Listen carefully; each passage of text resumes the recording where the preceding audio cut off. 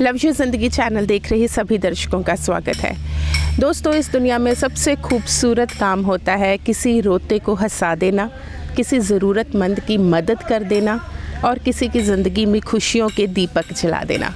बहुत सारे लोग ये अच्छा काम करते हैं और आज हम जिस शख्सियत से रूबरू होने जा रहे हैं वह भी इस सफ़र पर चल पड़ी हुई हैं। बहुत दूर तक उनकी मंजिल है और वो चलते रहना चाहती हैं। मैं बात करती हूँ ईशा जैन की। मैम, आपका बहुत बहुत स्वागत है। थैंक यू जी मैम, सबसे पहले तो यही पूछना चाहेंगे कि सोशल वर्क आपने कब से शुरू किया था, उम्र के किस पड़ाव से शुरू किया था और ऐसा क्या हुआ था कि आपने सोचा कि मैंने सोशल वर्क में भी काम करना है? मैम, सोशल वर्क मैंने एक्चुअली 9th-10th से स्टार्ट कर दिया था क्लास से। वो होता इस तरह था कि हम लोग स्कूल में थे और हमारी एक मैम थी जो रेड क्रॉस से जुड़ी हुई थी। तो जब उनकी ड्राइव्स होती थी पोलियो वगैरह किसी की चीज़ की भी, तो मेरा एक जैसे आपने पूछा कि किस रीज़न से स्टार्ट किया था, हम लोग फ्रेंड्स एंजॉय करते थे, अपहिल चले गए, इधर उधर चले गए, सब कुछ कर लिया। लेकिन एक चीज़ दिमाग में रहती थी हमेशा कि there is more to it, life में कुछ और भी है। तो वो चीज़ जो रहती थी, तो जब मैम ने मुझे बोला कि you want to go so for drive, polio drive है तो आपको जाना है, तो आई वाज लाइक कि चलो चलते हैं। तो एक बार जब देखा तो अच्छा लगा। तो फिर अच्छा लगा तो फिर मैं करती रही उसको। फिर उसके बाद कॉलेज में भी we use to like old age homes हैं, वहाँ पे लाइब्रेरी में चले गए, 1 घंटा दे दिया, उनके साथ बुज़ुर्ग लोगों के साथ स्टोरीज सुना ली, बुक्स पढ़कर, ऐसे मतलब छोटे छोटे वॉलंटियर्स मैं करती रहती थी। सो मेरी लाइफ में वॉलंटियरिज्म चलता ही रहा, अब तक भी लाइफ में चलता ही रहता था। सो उसके बाद फिर जब मैं मतलब प्रोफेशनली मेरा करियर कुछ और था। अच्छा। Professionally I was working with designers. मैं 6 साल गोवा में थी और वहाँ मैंने ब्रिटिश डिज़ाइनर्स हैं, कपल हैं, गोल्ड एंड डायमंड ज्वेलरी करते हैं। तो मतलब मेरा टोटल डिफरेंट प्रोफेशन था। तो उनके साथ मैंने काम किया, उनकी शोरूम्स वगैरह मैनेज करना एंड ऑल। लेकिन कहीं जब मेरा 2 दिन मेरे ऑफ होते थे, उसमें मैं वहाँ पे पास में एक अगेन शिशु भवन काइंड ऑफ बच्चों का चाइल्ड होम केयर था जो स्लम बच्चों के साथ काम करता था। तो I use to work with them. तो 2 दिन मैं वहाँ जाती थी। सो जब एक करियर की पीक पे पहुंच जाओ तो लगता है कि हाँ, पैसे तो और कमाए जा सकते हैं, पैसों कमाने का तो लिमिट नहीं है। जो तुम 70 कर मारे हो तो और कमा लो, कमा लो। लेकिन दिमाग में ये था कि और क्या है जो अब मुझे एक्साइटमेंट देता है। तो सोचा, जब अपने अंदर देखा तो देखा कि ये एक कांस्टेंट चीज़ है जो चली आ रही है बचपन से, मतलब 9th क्लास से। वो मेरी मॉम ब्लेस हर हार्ट, वो हमेशा मुझे कुछ चीज़ बताती थी, तो वो चीज़ें रहती थी दिमाग में। तो ये कांस्टेंट चीज़ को फिर मुझे लगा कि इसको मुझे एज अ प्रोफेशन लर्न करना चाहिए। वॉलंटियरिज्म तो अलग बात है, लेकिन जैसे मैंने MSW ज्वाइन किया, masters of social work, IGNOU university से। तो मुझे था कि मैं इसको प्रोफेशनली लर्न करना चाहती हूँ। तो उसके लिए मैं वापस चंडीगढ़ आई and I joined MSW। And उसके साथ में हमारा इंटर्नशिप्स होती हैं और साथ में मैं जहाँ आपको मिली उद्यम NGO में, वहाँ मैं वॉलंटियर अगेन करती थी। तो वहीं से मैम एक सवाल पूछना चाहती हूँ कि जब आप प्रोफेशनली बहुत अच्छी पोजीशन पर होते हो ना, तो दुनिया की नज़र में आप बहुत सफल इंसान होते हो, और फिर जब आप उस प्रोफेशन को छोड़ते हो कुछ और करने के लिए, कुछ मन का सुकून तलाशने के लिए, तो बहुत सारे लोग जो हैं वो क्रिटिसाइज़ भी करते हैं, बहुत सारे लोग मोटिवेट भी करते हैं। लेकिन हमारे समाज का एक ऐसा तबका है जो ये सोचता है कि खुश होने का मतलब है सफल होना। तो इस बारे में आपकी क्या राय है कि आपने, क्योंकि एक बहुत अच्छा प्रोफेशन, ठीक है, वो छोड़कर आप सोशल वर्क की, आपने मास्टर डिग्री बाद में की, उसके बाद आपने लोगों के साथ बहुत समय बिताया, तो वो चीज़ को छोड़कर इस जगह पर आना, ये सफ़र कैसा था? क्या क्या मन में हुआ, कैसे कैसे भाव थे? बेसिकली मुझे लगता है कि it's one thing you have to remember कि आपका जो रिलेशनशिप है ना, वो उसके साथ है, इस दुनिया के साथ आपका है। ऑफ कोर्स दुनिया में हम आए हैं तो हमारा रिलेशनशिप है इसके साथ, लेकिन जवाबदेही हम उसको है। सो जब हम कोई अपना करियर एक पीक पे पहुंच गए, वहाँ आपने कुछ अचीव किया, तो that is well and good, हमारी अचीवमेंट उसके थ्रू आ गई। सो अब अगर हमारे को कुछ और हमारी पैशन है तो हम उससे ही बात करेंगे कि क्या हम इस चीज़ को लें, क्योंकि ये करना चाहती हूँ। और जब मैंने ये डिसाइड किया, तो फर्स्ट जब मैंने डिसाइड किया तो मैंने अपनी सिस्टर को बताया। एक्चुअली एट दैट टाइम मेरी अर्निंग डिफरेंट थी, सब कुछ डिफरेंट था, तो मैंने अपनी सिस्टर को बोला कि मैं इस लाइन में जाना चाहती हूँ। She was also shocked, she was like कि, but then she was very supportive. Touchwood she was very, I was lucky enough कि वो बहुत सपोर्टिव थी। और मेरे फादर साहब भी बहुत मतलब हमारी लाइफ में बहुत प्रेशर नहीं रहते थे लाइफ के।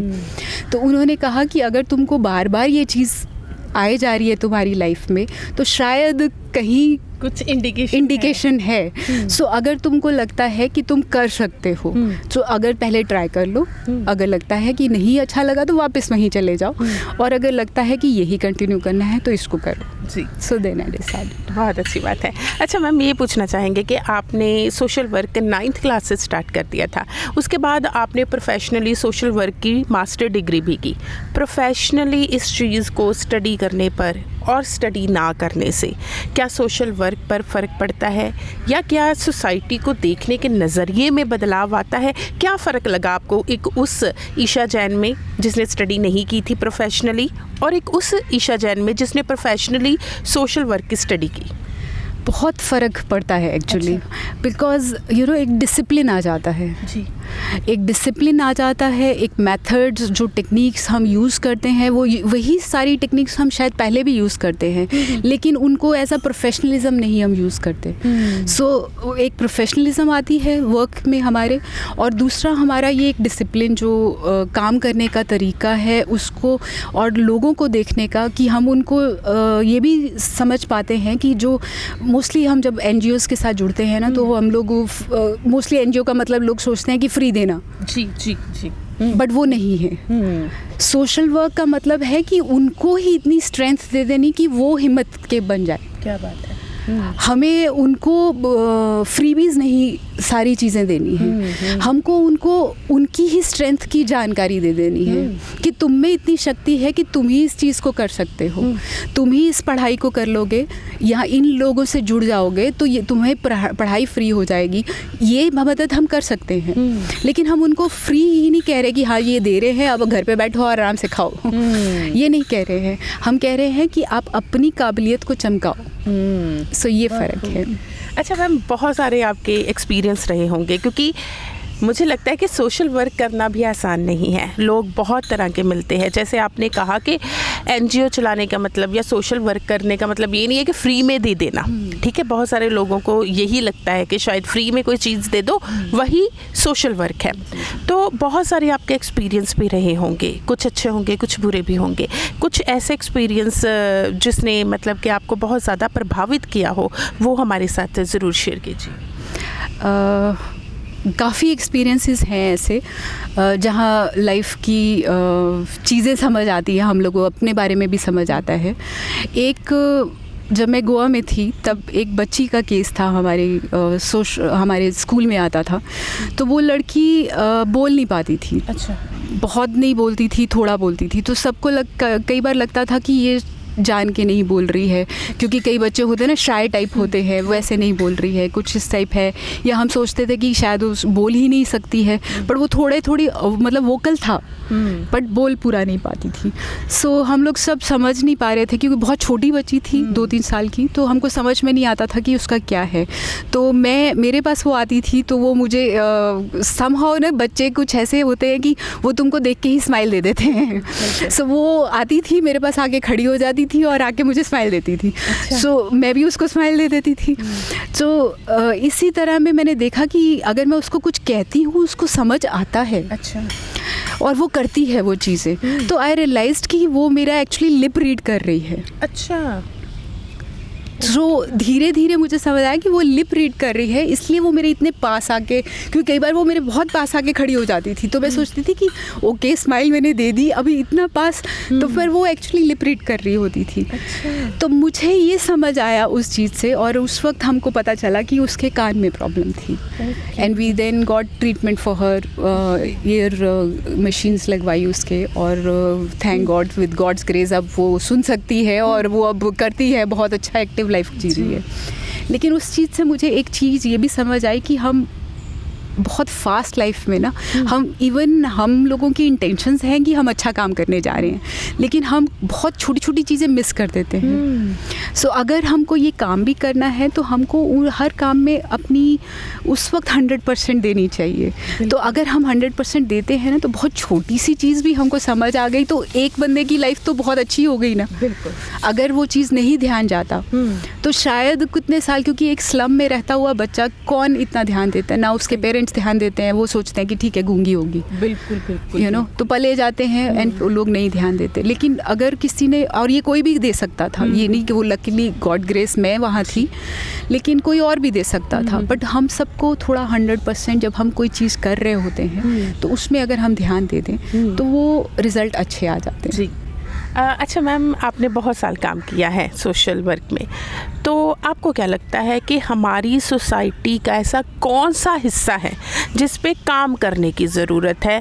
ऐसे कौन से लोग हैं या ऐसी कौन सी समस्याएं हैं जिन पर बहुत ज़रूरी है कि सरकार, लोग, एडमिनिस्ट्रेशन सभी मिलकर काम करें और उन समस्याओं को हम जड़ से उनका हल निकाल सकें? एरियाज़ तो बहुत हैं, क्योंकि कहीं पे भी एरियाज़ चुने जा सकते हैं, लेकिन जो बेसिक जहाँ नींव हमारी शुरू होती है वो है बच्चों के साथ। तो बच्चों को पढ़ाई तो हमारे जैसे सर्व शिक्षा अभियान है और बहुत सारे अभियान हैं जिन्होंने हमें दे दी, वो स्टेप्स हमारे, वी आर थैंकफुल कि गवर्नमेंट ने, हमारी सब गवर्नमेंट्स ने बेटी पढ़ाओ ये सब आंदोलन किए, लेकिन quality of it is missing. वो उस तरफ सरकार का थोड़ा ध्यान अभी उतना नहीं है, क्योंकि पहुंच तो गए लोग, वहाँ पढ़ाने भी पहुंच गए, लेकिन क्वालिटी उन बच्चों को अगर दे दी जाए उसी एजुकेशन की, तो मुझे लगता है कि हमारा बहुत ज़्यादा आगे बढ़ने का चांसेस है जी उस चीज़ के। मैम ये पूछना चाहेंगे कि जब आप सोशल वर्क के लिए निकलती हैं तो बहुत सारे लोगों के साथ की ज़रूरत पड़ती है। कई बार होता है कि हमने किसी की हेल्प करनी है, कुछ डोनेट करना है, या हमने किसी का ट्रीटमेंट करवाना है, तो हमें चाहिए कि कुछ लोग मिलकर उनका ट्रीटमेंट करवा सके। लोगों को मनाना क्या आसान होता है? लोगों को कन्विंस करना आसान होता है कि हाँ एक अच्छे काम के लिए हम ये एफ़र्ट कर रहे हैं, चलो आओ इकट्ठे चलते हैं, कुछ अच्छा करते हैं। कितना को मुश्किल होता है ये? मैम देखो, एक ना हमारी सबकी गलत फहमी हम में भी थी, हर एक में है, कि हम सोचते हैं कि NGOs पैसे लेते हैं और वो चीज़ वहाँ नहीं पहुँचती जहाँ लोगों को चाहिए। तो उसका बहुत सिंपल सोल्यूशन मुझे समझ आया है लोगों के लिए, कि आप अपनी लाइफ का 1 घंटा, आधा घंटा इन NGOs को दो। जब आप पहुंचेंगे वहाँ ना, तो एक तो वो चीज़ें अपने आप ऑटोमेटिकली उन लोगों तक पहुंच जाएंगी आपकी, और दूसरा आपको जो अच्छा लगने वाला है ना, उसका आप खुद भी नहीं सोच सकते कि वो कितना बड़ा कंट्रीब्यूशन आपको लगेगा कि आपने एक्चुअली दिया है। हर एक इंसान के लिए लाइफ में ये नहीं होता है कि वो लाइफ के करियर चेंज करके NGO में लग जाए, सोशल वर्क करना शुरू कर दे। It is not possible. बाकी काम भी है दुनिया में, वो भी होने हैं, लेकिन हमारी लाइफ में, खुद की लाइफ में हम इतना बिजी हो जाते हैं कि हम उलझे बहुत हैं जी, बहुत ज़्यादा उलझ गए हैं। सो उसको सुलझाने की एक बहुत सिंपल टेक्निक यही है कि आप 1 घंटा, 2 घंटा कहीं पे भी, अगर कुछ और नहीं है, पास में वृद्धाश्रम है, जाके लाइब्रेरी में जाके 1 घंटा लगा दीजिए, उनको एक स्टोरी सुना दीजिए, आपको अच्छा लगेगा। अगर आप वहाँ 1000 रुपये दे के आएंगे, वो आपको 10,000 लगेंगे। सो वो चीज़ मैम फ्यूचर में क्या सोचा है? क्योंकि ऐसा नहीं होगा कि आपने कुछ सोचा नहीं होगा, आपके मन में भी ये होगा कि मैं फ्यूचर में इन लोगों के लिए कुछ करना चाहती हूँ, या मेरा भी एक ख्वाब है कि अगर मैं सोशल वर्क भी कर रही हूँ तो कुछ ऐसा करूँ, ये चीज़ करूँ। आपने क्या सोचा है? आप क्या करना चाहती हैं? मैं जैसे मैंने आपको कहा, मैं बहुत उस पर बिलीव करती हूँ। तो चिल्ड्रन लाइन एक ऐसी है जहाँ मुझे लगता है कि मैं कंट्रीब्यूट करना चाहती हूँ। उस एजुकेशन के लेवल को बहुत इम्प्रूव करने में किस तरह मेथड्स से इम्प्रूव किया जा सकता है, इवन लेडीज़ के लिए भी, क्योंकि जैसे कोविड का टाइम था तो हम लोगों ने लेडीज़ को जॉब वर्क कराने के लिए फेस मास्क वगैरह बनवाए थे। तो इन सब बच्चे और माँ दोनों जुड़े हुए होते हैं, तो इन दोनों एरियाज़ में ही मैं अपने आप को देखती हूँ कि आगे प्रोग्रेस मैं करती रहूँ, कहीं ऐसे वेज ढूंढती रहूँ जहाँ उनको करते रहूँ। और रास्ता मुझे ऐसा मालूम है कि जब मैं मुझे इस तरह फेथ है अपने आप पे भी और उस पे भी, कि जब मैं चलने लगती हूँ तो रास्ते वो दिखाता है। सो इवन जब मैं कोविड के टाइम, मैं आपको एक स्टोरी बताती हूँ। कोविड के टाइम हम लोग कर रहे थे और हम लोग सोच रहे थे कि इनको फेस मास्क दो, क्योंकि उनको उस वक्त इनकम की ज़रूरत थी। तो हमको समझ आ रहा था कि ओके, फेस मास्क तो हमने इनको सिखा दिए, तो अभी काम कैसे मिलेगा। सो हम लोग इधर उधर सब जगह हाथ पैर मारते रहते थे और हमको फूड एंड सप्लाई ऑफिस से ऑर्डर आया, मतलब 10,000 मास्क का। अच्छा। तो आप सोचे कि मतलब कितना चलो तो रास्ते दिखने शुरू हो जाते हैं। सो वही मैं सबसे कहती हूँ कि लाइफ में चलना शुरू करेंगे तो शायद कहीं ना कहीं। दोस्तों, मैम ने बहुत अच्छी बात कही है कि अगर हम चलेंगे ना तो रास्ते खुद ब खुद बनेंगे। ये भी हो सकता है कि जब हम चलना शुरू करें तो अकेले हों हम, लेकिन साथ जो है धीरे धीरे मिलना शुरू हो जाता है। क्योंकि सबसे ज़रूरी बात जो मैंने इस इंटरव्यू में महसूस की है कि मैडम ने यही बात कही है कि करवाने वाला तो ऊपर होता है। तो कहीं ना कहीं अगर परमात्मा चाहते हैं कि हम कुछ अच्छा काम करें तो हमें भी अपनी ज़िंदगी का थोड़ा सा समय जो है वो ज़रूर इन कामों में लगा देना चाहिए। शांति मिलेगी, सुकून मिलेगा। मैम, जाते जाते हमारे दर्शकों को क्या कहना चाहेंगी? मुझे लगता है कि हर इंसान बहुत बेस्ट कर रहा है। कोई इंसान मॉर्निंग में उठ के ये नहीं सोचता कि आज मैं जाके किसी का बुरा कर रहा हूँ। हर इंसान बहुत सच सोचता है। तो बी काइंड टू योरसेल्फ। अगर आप अपने आप के साथ काइंड रहेंगे, लाइफ के साथ काइंड रहेंगे, तो आप लोगों के साथ अपने आप काइंड हो जाते हैं, अपने रिलेशनशिप के साथ अपने आप काइंड हो जाते हैं। तो वो धीरे धीरे इफ़ेक्ट में ही दुनिया बहुत सुंदर बन जाती है। So I will request, be kind to yourself. पूरा दिन मेहनत करते हैं, शाम को आकर अपनी बेस्ट दी है और बाकी उसके ऊपर छोड़ दीजिए, अपने आप रास्ते आएंगे। बहुत ही खूबसूरत मैसेज मैम ने दिया है। वाकई दोस्तों, खुश रहिए, पॉजिटिव रहिए, परमात्मा पर विश्वास रखिए। और मैम ने जो आज के इंटरव्यू में हमें सबसे बड़ी बात सिखाई है, बी काइंड टू योरसेल्फ। अगर आप काइंड रहेंगे अपने साथ, अपने परिवार के साथ, तो समाज के साथ भी हम अपने आप ही एक अच्छे व्यवहार के साथ डील करेंगे सबको। तो दोस्तों, आज की इंटरव्यू में इतना ही, फिर मिलेंगे। धन्यवाद।